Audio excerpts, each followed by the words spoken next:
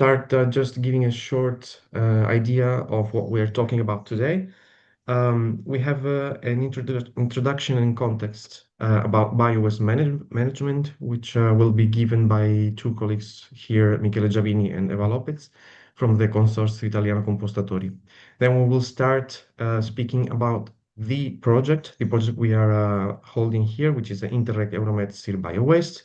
We'll explain our goals, the partnership, the expected outcomes, and what we plan to do in these 2 years. After, we will have 5 parallel breakout sessions. It's parallel rooms, which will be in Portuguese, Spanish, Italian, Greek, and Bulgarian. Each room will be in our own language. It will have a specific title, which we thought it was important for our reality of the context of the country. And we'll have the chance to discuss, debate, and have a very short presentation at the beginning to get us warmed up. After the breakout sessions, we will come back to the main room. We will have the conclusions and the closing remarks, and each group will give just few insights about the discussion in the rooms. So now I'm going to give the field to Michele. Michele, I'm going to stop sharing, and you will be able to share your screen from now on. Please, Michele. Okay, done. So let's start with a brief introduction. Well, brief, relatively speaking, because my presentations are always full of data, but I will try to stay to like 10, 15 minutes maximum. And at the end, there will be also a short contribution by Esther from the Autonomous University of Barcelona about treatment technologies. And then Eva from CIC, my colleague, will speak about treatment and recycling in Europe.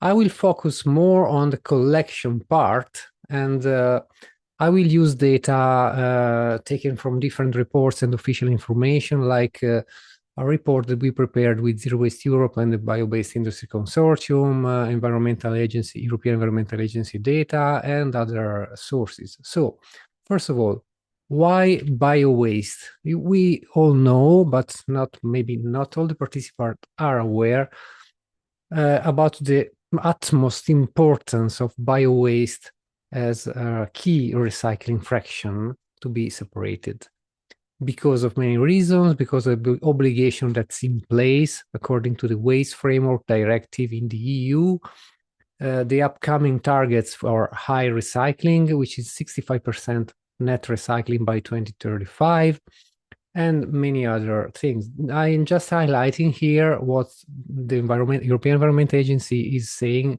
which is 18 member states are at risk of not meeting the 55% target for municipal waste by 2025. So that's a huge amount of countries. And there is even a higher level of detail of countries that are actually risking both targets for municipal waste and packaging waste and other one of the two. But in most cases, the Environmental Agency highlights the fact that bio-waste is still lagging behind. This is one milestone report that I prepared supporting Zero Waste Europe together with Enzo Favuino, and we highlight the fact that at EU level, currently just 16% of food waste, let's call it kitchen waste, is currently separated. And this is really a low amount. This is what we call the untapped potential. It's really a low starting point, taking into account that, 16% was in 2021, and then it increased to, here it is, to 25% by 2024 in the second update of this report. So this is the current capture level. Keep this in mind, 29 kilos per capita a year, because I will talk about more figures later on. This is potentially equivalent to some 10 million tons of compost or 3 billion cubic meters of biogas to be potentially generated, which are currently ending up to landfills or even incinerator, which is even worse because actually, biowaste is made up of water, 75%. If we are burning water, that doesn't make sense. So, but having a higher focus, we have countries that are actually collecting a lot of biowaste in general, which is garden waste plus kitchen waste, like Germany or the Netherlands. And there are countries like Italy, which is interesting enough, actually diverting a lot of food waste, and we will see why.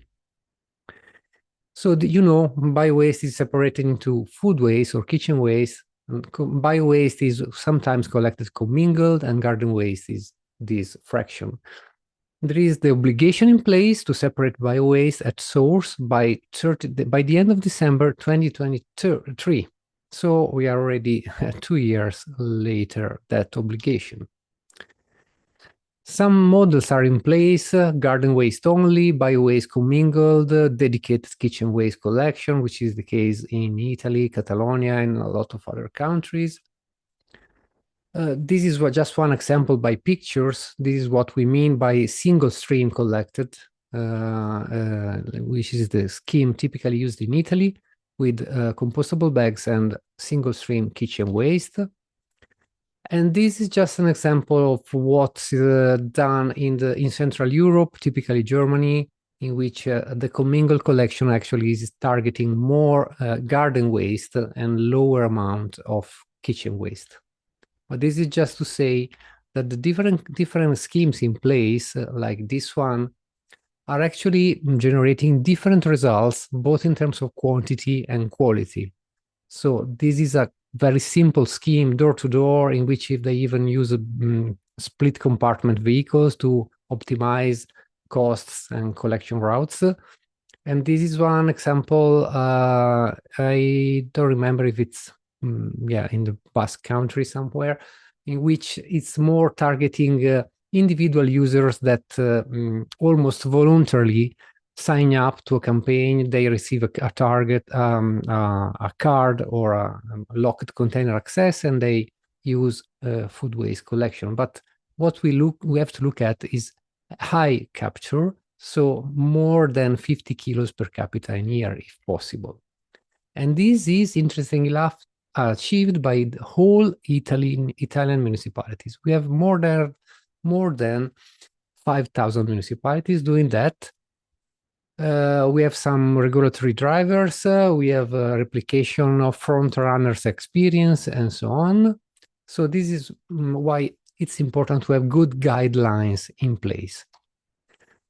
Some key data from Italy, again, 60 million people, 8 million tons biowaste collected.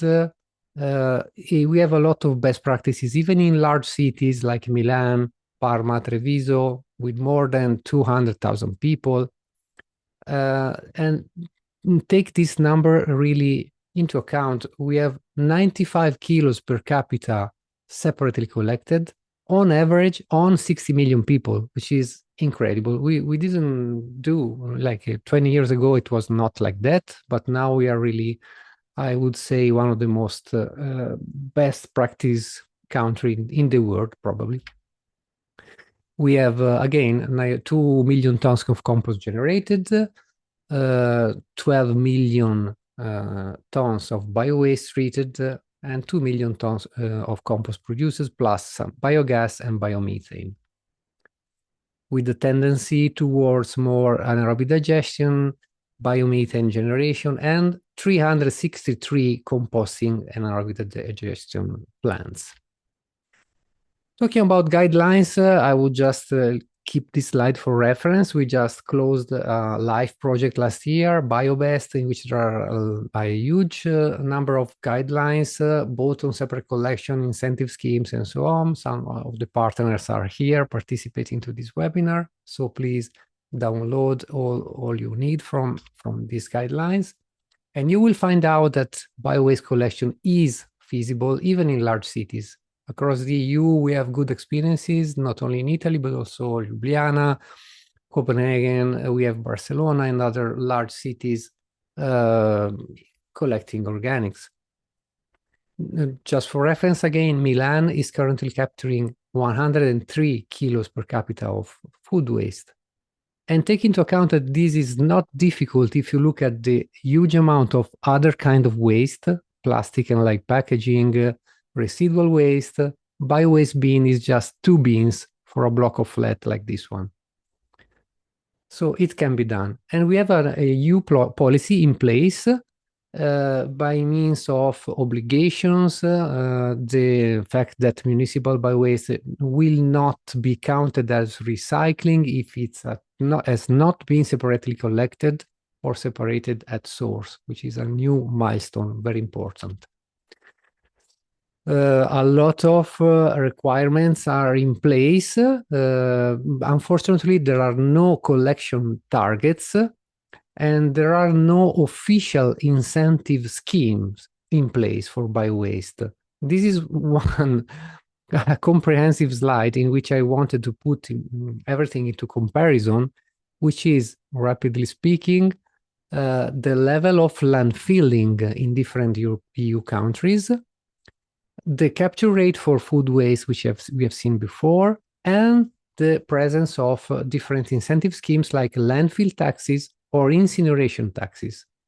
The combination of all these factors is really what's behind the success or not success of bio-waste scheme, because by itself, unfortunately, bio-waste treatment and collection is probably not economically viable if compared to a very cheap landfill. So this is one of the factors that has to be overcome very soon. And for this, there are very good examples across the EU, like the incentive schemes in place in Sardinia and in Catalonia, specifically targeting the increasing of separate collection of bio-waste. I wouldn't go into detail, but we have all the knowledge if you need some information about this. And the final issue is quality recycling. The EU is constantly saying that we need not only huge amounts of super collected waste, but also quality recycling. And even we get to a point in which we will have to calculate the real net recycling of all recycled fractions. There are calculation points that have to be respected. And in the case of bio-waste, we have to remove from the recycling calculation the impurities in bio-waste collected, which are related to the collection schemes or the behavior of citizens that maybe do mistakes when collecting bio-waste. But also we have to remove to the calculation the impurities in bio-waste treatment, so the rejects. And also take into account that quality, again, is related to the scheme. These are data from Catalonia. We have a lot of data also from Italy. With schemes that don't target the user and its behavior, like road containers, well, they are good for quantities, no problem, but they attract a lot of impurities. And this is a problem. Because we don't want to make compost with plastics like this one. And we also discovered that there is what we call a dragging effect, in which 1 percentage point of impurity in collection phase generates on average 2.75% in the treatment phase. So it's all plastic that has to be removed with some organic stick to it. And to finalize the presentation, there is also a new thing to be kept in mind. In the case, the treatment technology is not composting or anaerobic digestion. The JRC report with the guideline for the calculation of bio-waste recycled says that if new technology to be in place, like pyrolysis or biochar and so on, then we must remove from the calculation also moisture and gaseous losses. So the off-gas and other things like that. The justification is that these technologies don't generate very low amount of compost compared to the input. And with this in mind, With this in mind, I would just give the floor to Esther from the Autonomous University of Barcelona, because they have an extensive knowledge of new treatment technologies, which currently don't have a high TRL level, but maybe they will be promising in the future. So 5 minutes to Esther, and thank you very much.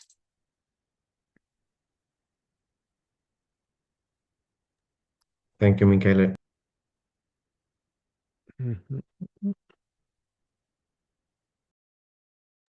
Thank you, Michele, and welcome everybody. Here we are. I have to say that it's rather a challenge to summarize the research trends of emerging technologies of biowaste. But that's why I ask you all to be imaginative for this presentation. So when we talk about waste treatment in general, we have seen an evolution, no? or we expect that, from just treating or the waste to try to actually change the paradigm and try to think of it as a resource, right? So today the question is, okay, so what if biowaste is also used as a substrate for biotechnological processes? And before entering into matter, I want to just make a short hint of, we are well aware with the type of substrate we are working with. We know that to change this treatment, this view of treating waste to use it as a valuable resources, when we talk about biowaste, specifically municipal biowaste, we know we handle some challenges, right? There is this, it's highly variable per se, per season, variable per country, per city. It's a really variable waste. It's also heterogeneous in composition, and the presence of unwanted materials, as Michele said in his presentation, this has an impact in the process. And when we think as engineers and when we think as process developers, we are well aware that all these are not always compatible with biotechnological process. But that's even though we need to do the effort to think ahead. So this is a very just brief of, I wanted to point out 3 technologies, ranging from this thermochemical. I try to emerge different types of technologies. So we have these thermochemical technologies like pyrolysis, is this conversion of biowaste without oxygen. This is already at a high TRL. We know the products, but as Michele says, it also has some challenges when being applied to biowaste, specifically this pretreatment to dry out the waste. And also currently some of the byproducts are still looking for a market to be in place. I wanted to talk also about solid state fermentation. This is a biochemical conversion of biowaste in the presence of oxygens and using specific inoculums. And maybe this is the main diversion from composting, which is a technology I'm sure you all or most people know.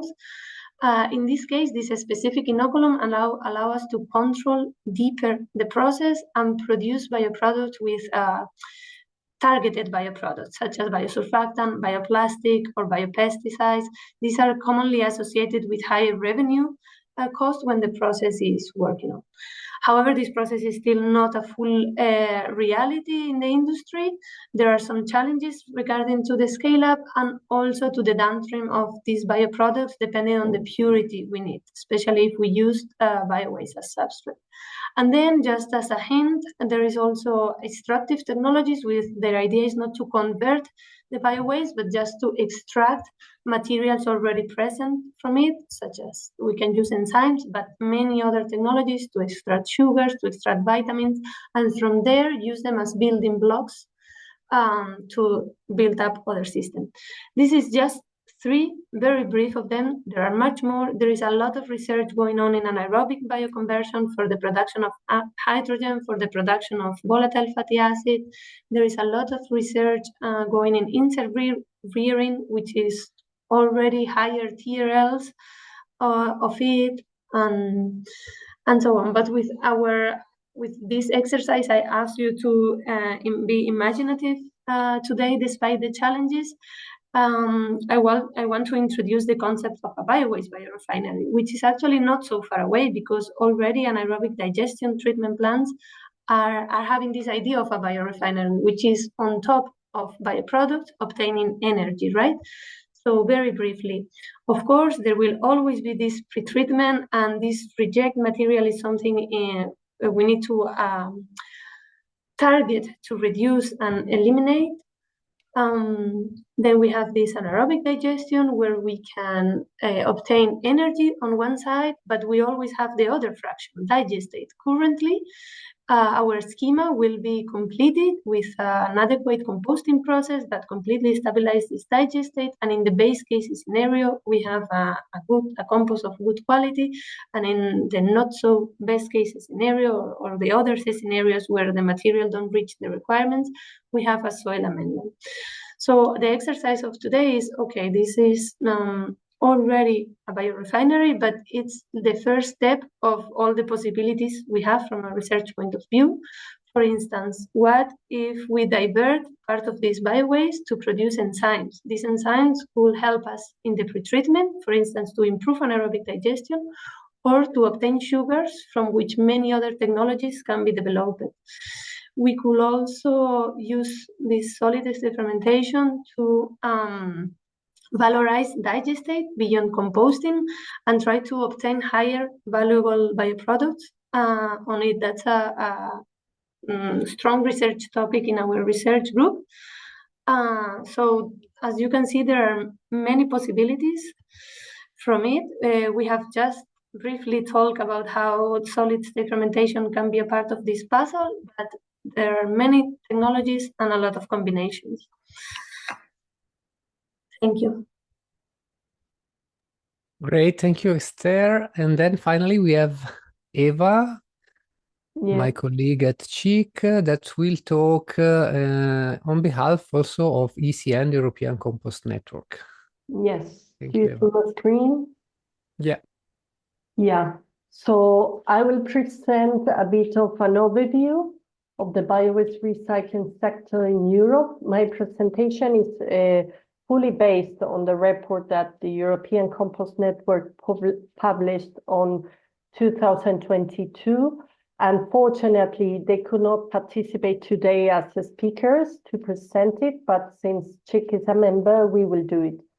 So this report that can be downloaded from the ECN website together with country-specific reports summarizes the results of a survey that included 27 countries from the European Union, plus Norway, UK, and Switzerland. It refers to data from the years 2019-2020 and to the processes, the treatment processes of composting and anaerobic digestion. So the processes that were explained, for example, by Esther now, since they are not industrially ready, they are not considered. So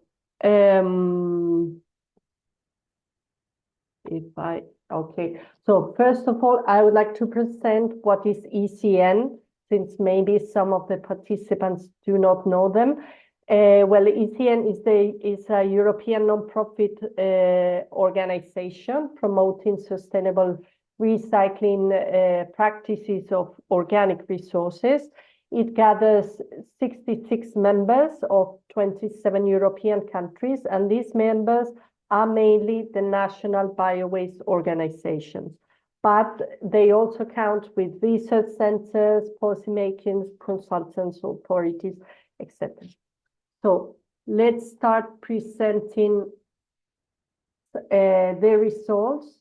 And here maybe I would like to highlight that all the data from the report and from this presentation refers to separately collected biowaste. So first graph, as you can see, is regarding the quantities of biowaste that were treated into recycling facilities.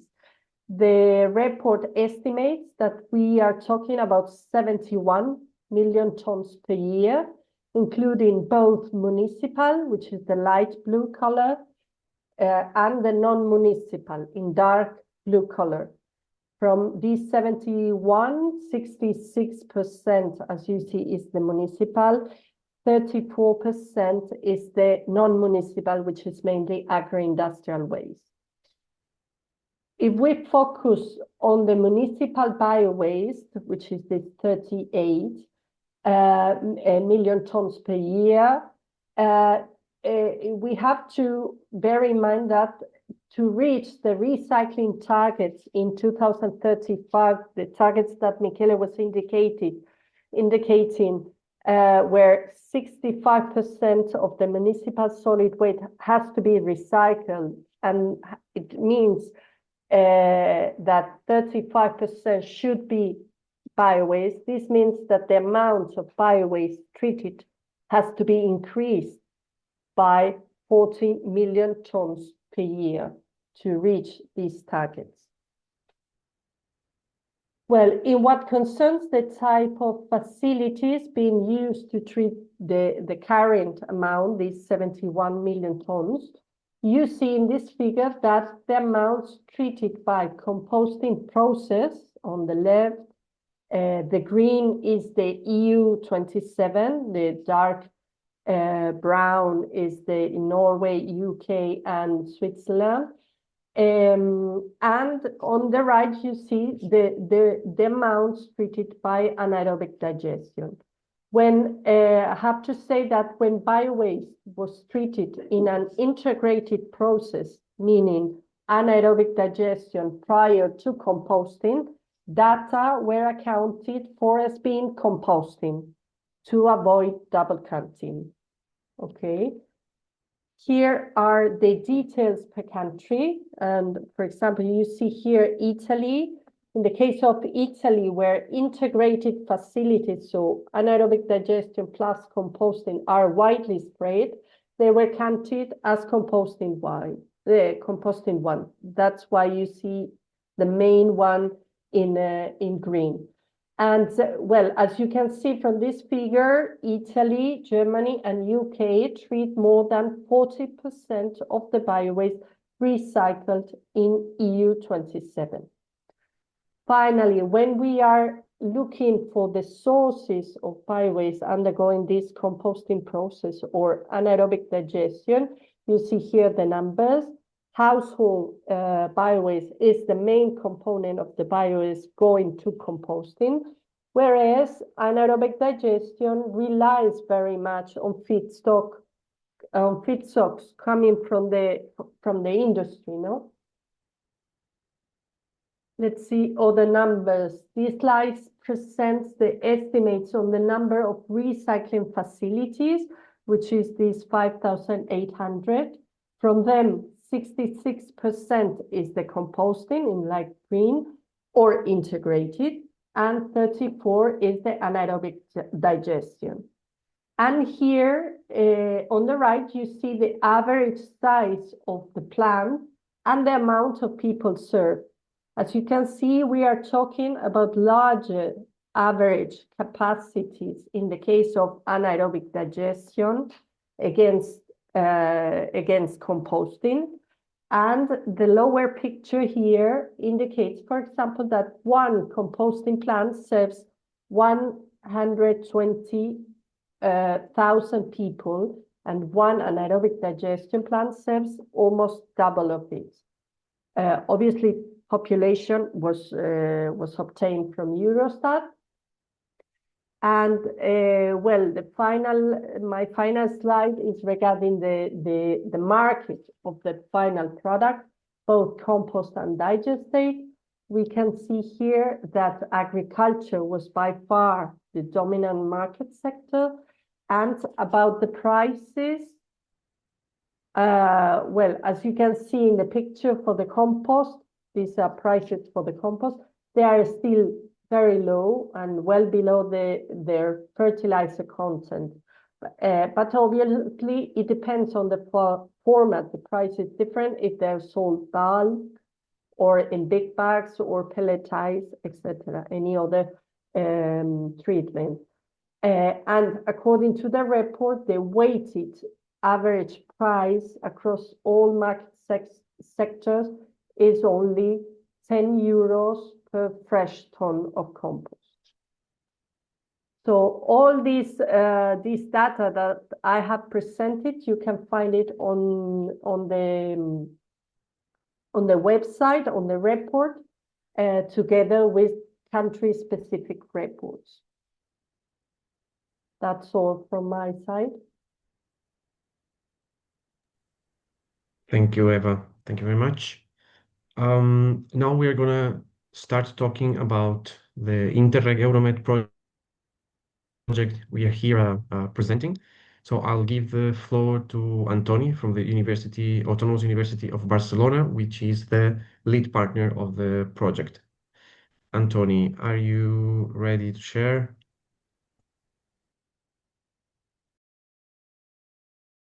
Yeah, I'm ready. Thank you.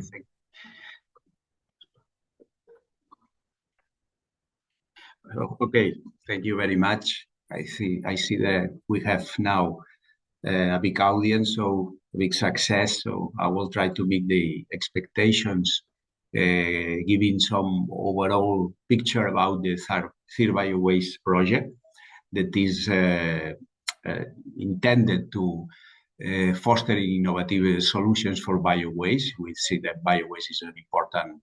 I don't want to say problem, because waste and problem seems to be not well linked today. So I'm Antoni Sanchez. I'm the coordinator of CirBioWaste project.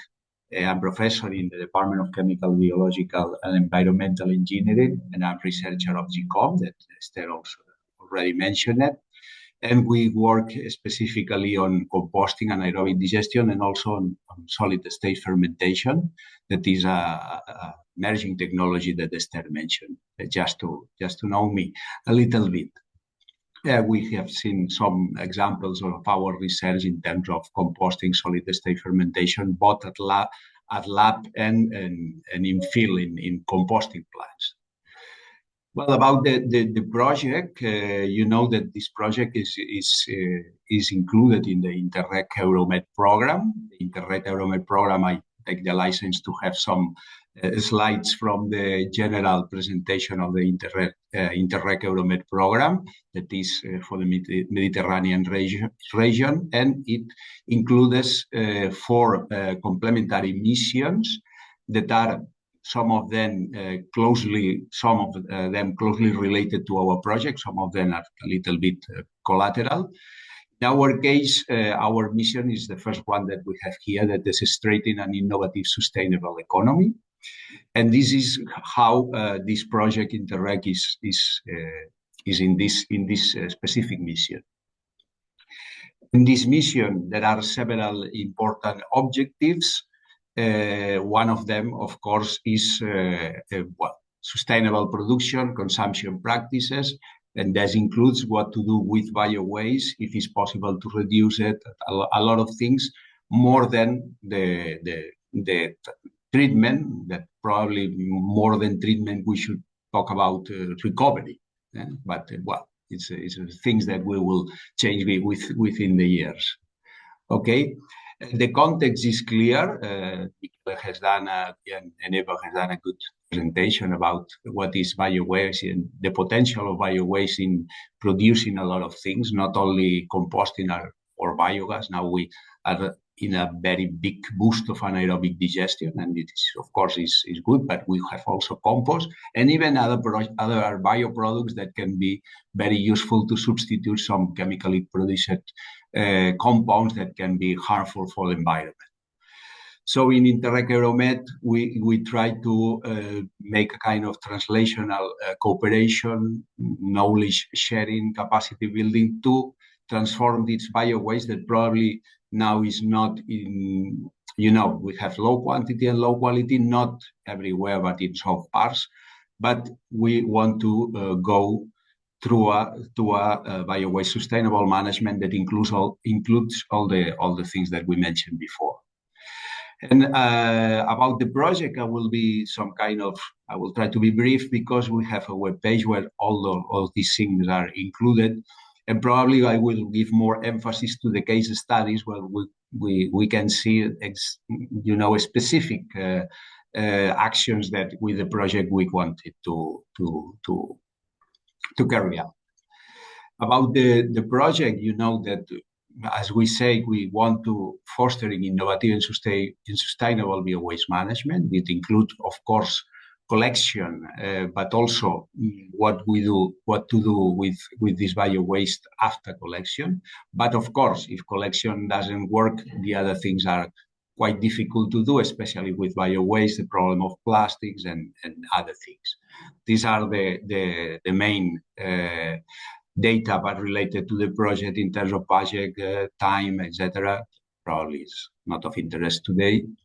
And this is our consortium that is formed by two Spanish consortium, two Spanish partners, sorry. The coordinator is the Autonomous University of Barcelona, in which is the lead partner, in which Esther and me are professors and researchers.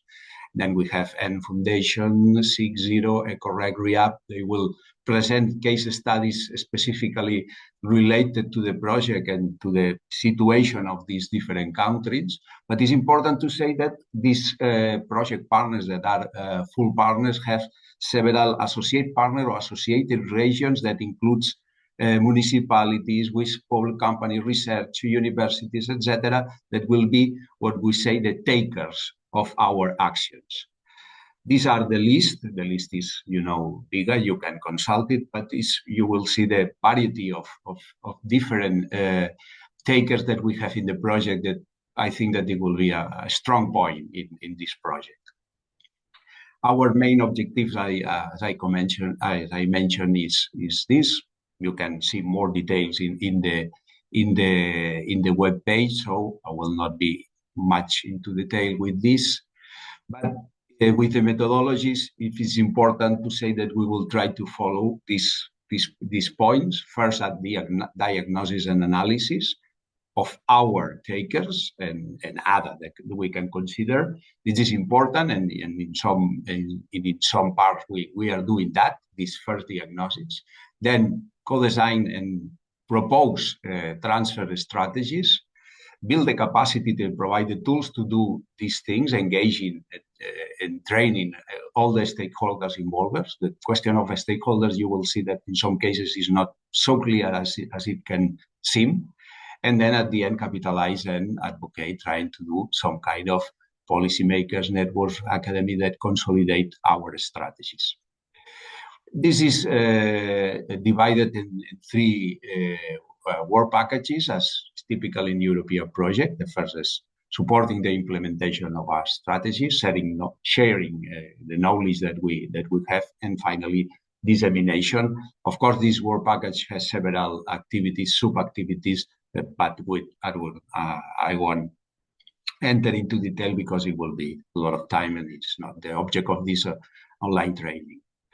As a project results, we expect several kind of results. Of course, that our solutions were taken up or scaled up, because in some cases are already used by our organization. Try to make action plans and joint strategies, and of course increase the capacity to participate in different cooperation activities across borders. Try to restrict our actions in specific locations. The other part of my presentation, it will be the case studies that are planned today, at that moment. And I will give the work here to several people working on this or planning these case studies. But the first one is from Spain, and I will explain.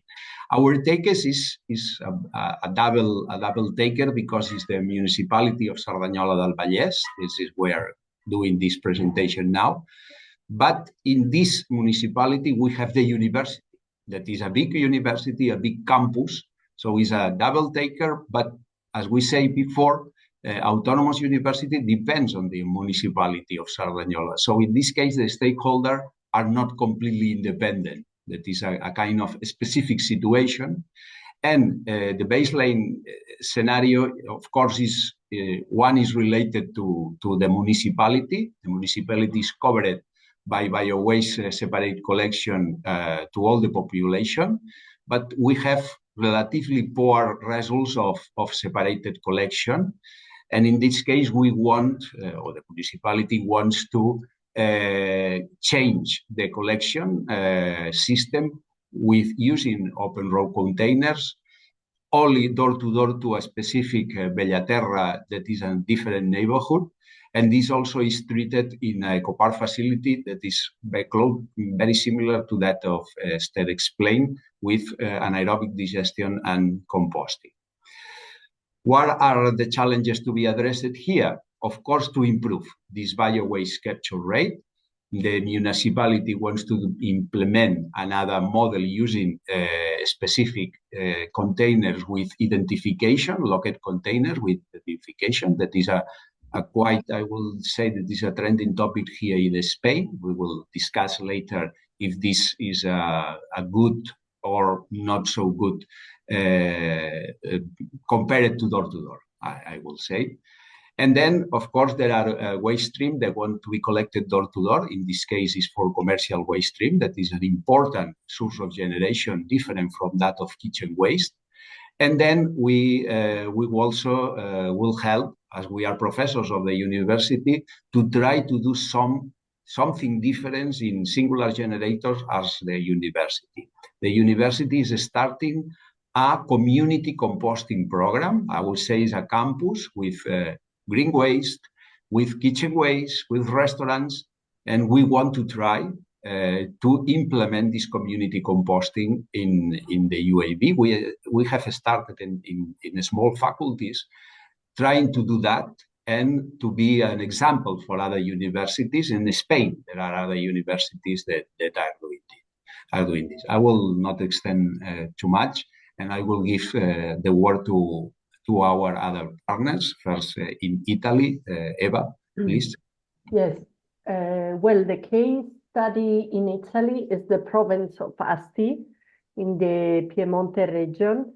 This area encompasses 114 municipalities and a population of a bit more than 200,000 inhabitants. The municipal waste management is governed by a public consortium, which is the one that selects waste collection and treatment service provided.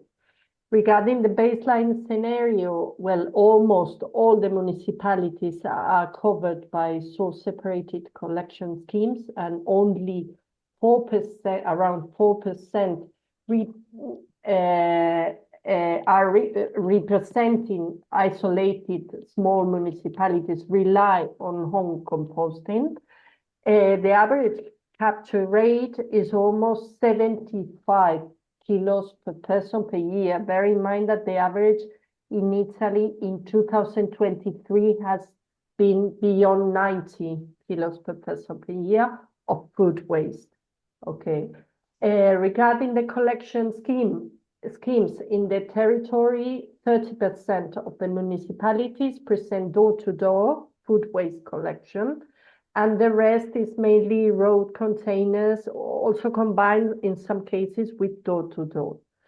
The biowaste from the territory is transformed into compost in a local integrated recycling plant, so anaerobic plus composting treatment. And the challenges to be addressed within the project, well, is to improve both the capture rate and the quality, because even though the average of impurity is in line with the Italian average, the municipalities with road containers present higher contamination rates. So within the project, we would like to propose two ways of tackling this issue.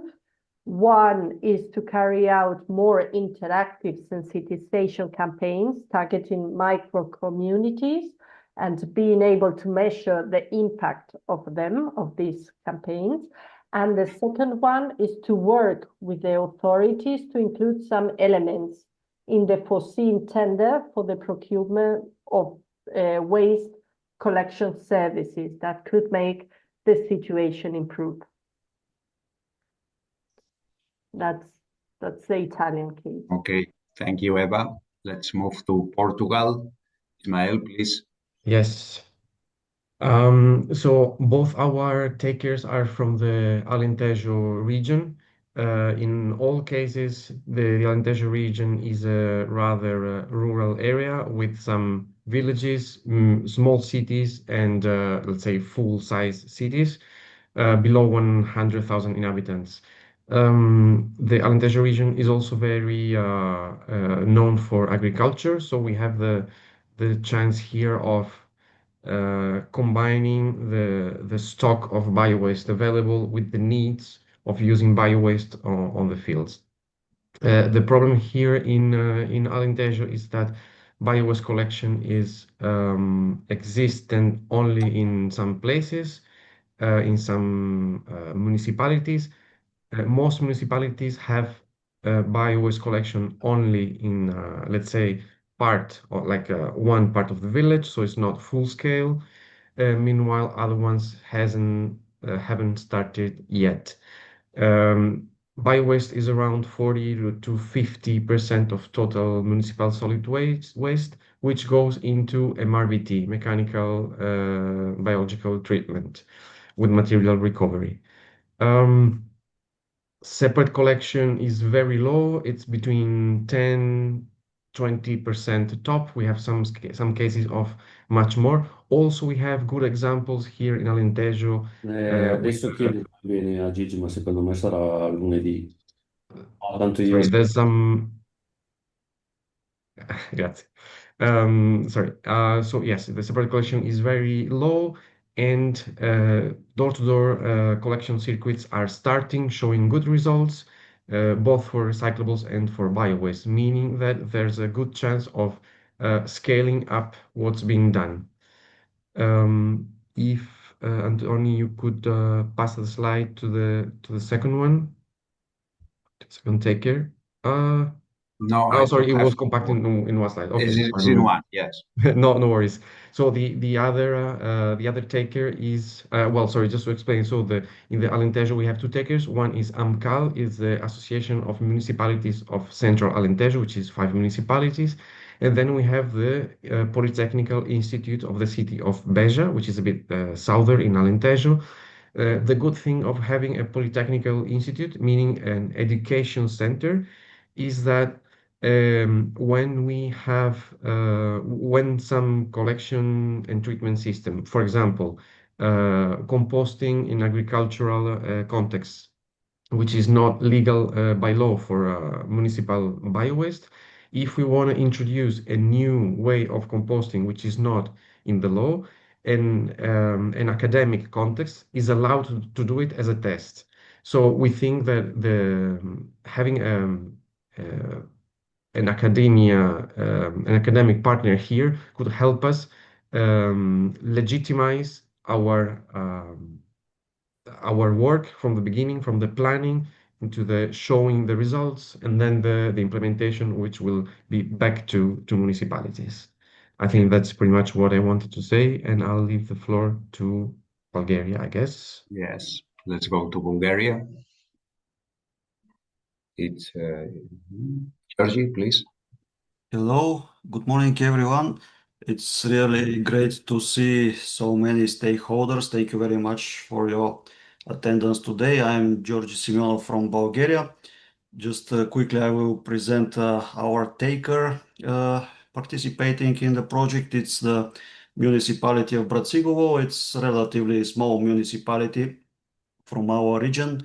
It has about more or less about 8,000 citizens of population. It is one of the 12 municipalities comprising Pazardzhik province. The province has 12 municipalities. Most of them are rural municipalities with very well developed agricultural and forestry sectors. You know that from these sectors they generate really a lot bio-waste. We as an energy agency are especially interested from, for example, bio-waste coming from forests because it can feed up some energy projects. Baseline scenario, only about 20 to 30% of municipal solid waste is recycled. We have really very low rates of recycling, but it's valid not only for this particular municipality, but also for some other Bulgarian municipalities. More than 50% of biowaste is still disposed of in landfills. Challenges which we need to address, urgent need to improve it and further develop separate collection models. I think we have to start from the family inside these separate collection models, because we have in place all these colorful bins outside, but they are not used efficiently. Need to increase the overall recycling rate of municipal waste. After all, there are some EU directives which we need to comply with. Need to introduce more good practices of bio-waste management and processing, implementation of targeted communication and awareness raising campaigns targeting mainly at citizens, and need to improve, of course, local policy strategies. In Bulgaria, municipalities develop really some important strategic documents, and they need to integrate some good practices coming from other more advanced regions into their strategies so that we go well. So that's really very quickly the situation in Bulgaria. Thank you very much for your attention. Okay, Ismail. So finally, let's move to Greece with Elena, please. Hello everyone. I'm Elena Economou. I represent the Ecological Recycling Society, the Greek partner of CirBioWaste project. We have two takers. You see this on the slide. Our first one is the municipality of Skiathos, an island municipality that's about in the middle of Greece. So the issues, the one that is common across at national level is that there is very, very low separate food waste collection. Although green waste is generally collected, food waste collection is estimated under 2% in Greece. And the majority of bio-waste, more than 85%, are still disposed in landfills in Greece. So specifically for Skiathos, which is an island that experiences a big difference between the winter and summer conditions because of tourism, there is the implementation of green waste collection, but there's no separate collection for food waste. And this is an issue because they lack local infrastructure, and there have been delays in the in the construction of the approved composting facility that have to do with national reasons, delays in national financing. So the plant facility now is expected to be operational in 2027. Let's move to the next slide and we'll discuss the challenges together. So the second municipality that is a taker in a CirBioWaste project, an associated partner, is the municipality of Marathonas. Marathonas is located in the region of Attica, in the northeastern part of it, also close to the sea. So also they receive a lot of day visitors, and it's touristic during the summer. Again, here we have green waste collection, and there are more available infrastructure in the Attica region. However, in the municipality now, separate food waste collection is only implemented via street bins, so brown bins as we call them in Greece, for a small pilot area of the municipality.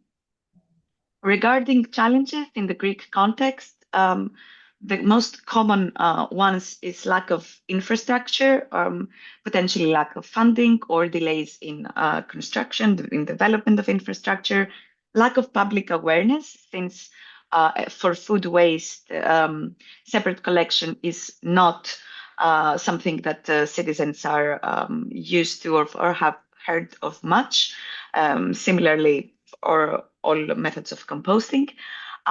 Lack of institutional capacities, municipalities is another issue, which affects their ability to implement separate collection and develop efficient models. Seasonal variability in touristic areas is quite intense. We have municipalities that are very small during the winter months, and they receive a very, very big number of tourists during the summer months, which means that their infrastructure might be inefficient.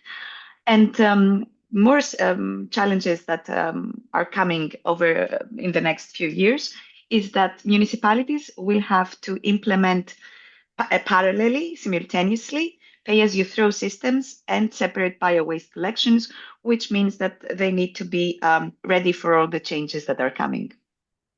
So in this project and over the next years, strengthening of local strategies and implementation of collection models and management models is necessary. And this is why this project is a very, very good opportunity for Greek municipalities to have an idea of what's happening around in the Mediterranean area. That was all from me. Okay, so thank you very much to all the participants. It has been very interesting. I think that some of our audiences have identified typical problems with bio-waste, with different situations, different, well, it's the heterogeneity of bio-waste drive us to different solutions, to different focus. So it will be very interesting. Of course, we'll be updating our information of the project development in our webpage. So feel free to see any doubt, any question, anything that probably you want to discuss in more detail. And now we will have the specific sessions on different topics. But remember that in our website you have all the information, trying to be as much updated as much as possible. So thank you very much, and we will continue with the session.